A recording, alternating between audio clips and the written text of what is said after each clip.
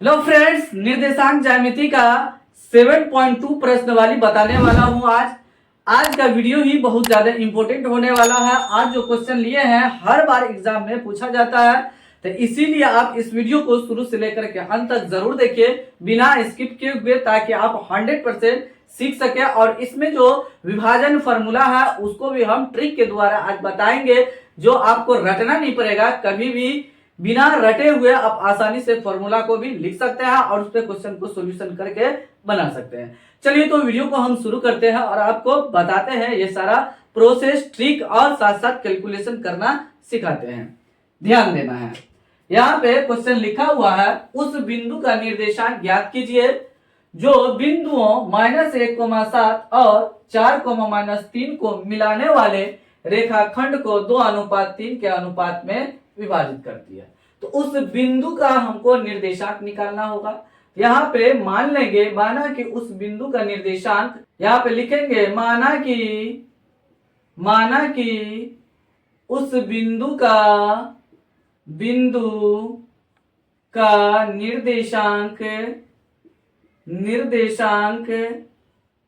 निर्देशांक कुछ नाम दे देते हैं, x, y मान लेंगे। हो गया। यहाँ पे चित्र बना करके आपको समझाते हैं ताकि आपको स्पष्ट पता चले। देखिए दो बिंदु है, एक बिंदु को हम यहाँ रखेंगे -1,7 और एक बिंदु को यहाँ रखेंगे इस साइड 4,-3। तो इसका नाम दे देते हैं A, इसका नाम दे देते हैं B। यहाँ पे जो बिंदु का हम निर्देशक माने हैं तो इसी लाइन के अंदर में बीच में कहीं पे रह सकता है। अब देखिए यहाँ 2 है, यहाँ 3 है, मतलब इस साइड को हम क्या करेंगे, यहाँ पे P डालेंगे।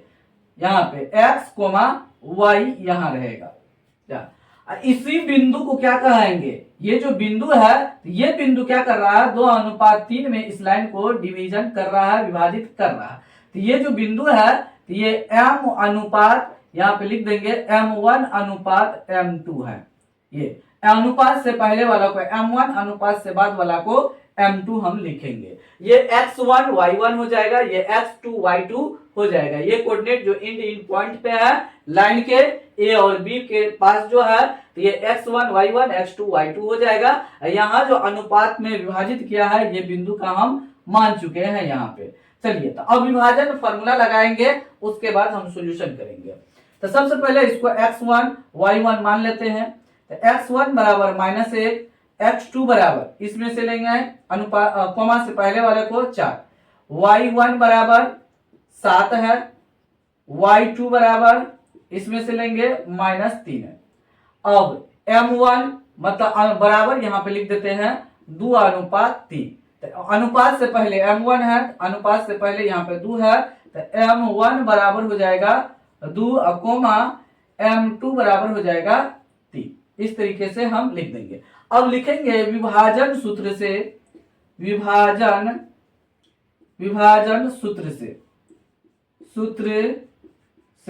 अब देखिए विभाजन फॉर्मूला का सूत्र आप बहुत आसानी से लिख सकते हैं। देखिए आपको करना क्या है, विभाजन सूत्र आप करना क्या है, P लिख लेना है। ये बिंदु यही से ना विभाजित कर रहा है 2:3 के अनुपात में।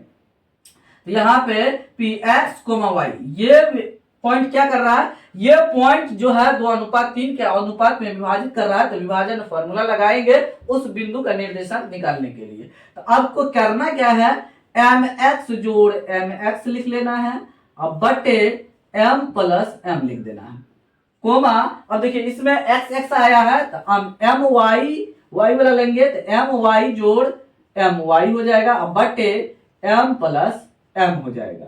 इसको ब्रैकेट में बंद करेंगे। अभी फॉर्मूला 100% नहीं हुआ है। अब देखिए उसके बाद प्लस से पहले वाला को 12, प्लस से बाद वाला को 21 डालेंगे।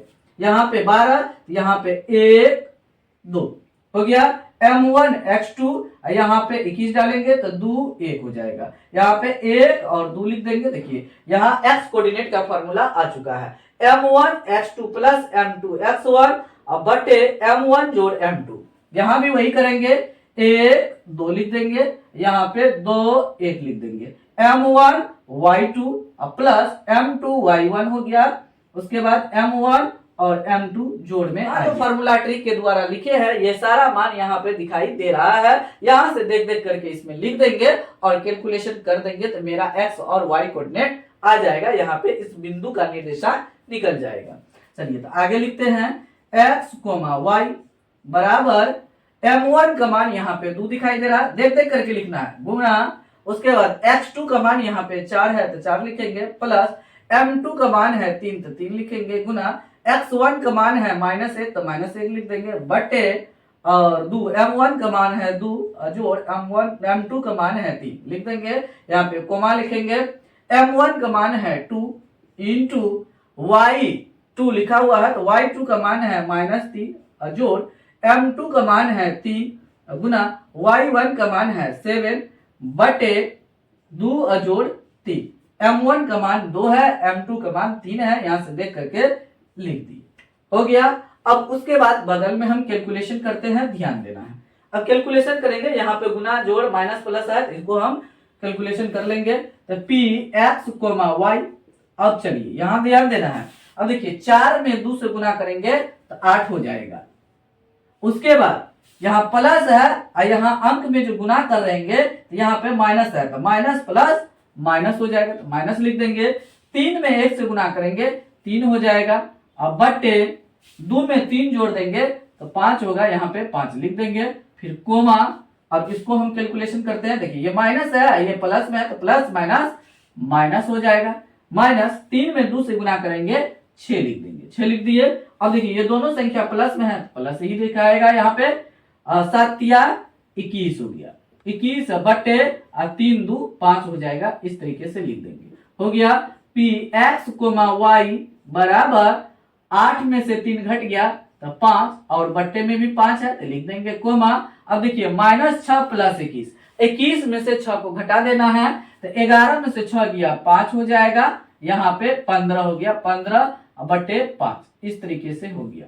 अब कटेगा 5 इकाई 5, 5 इकाई 5, ये कटेगा 5 इकाई 5, 5 तिया 15। तो ये हो गया मेरा x, y बराबर 1, 3। मतलब उस बिंदु का निर्देशांक हो गया। यहाँ जो माने थे, माना कि उस बिंदु का निर्देशांक p जो लिए थे x, y, यहाँ जो बिंदु 2:3 के अनुपात में विभाजित कर रहा था AB लाइन को, रेखाखंड को, यहाँ पे लिख देंगे उस बिंदु का निर्देशांक, उस बिंदु का निर्देशांक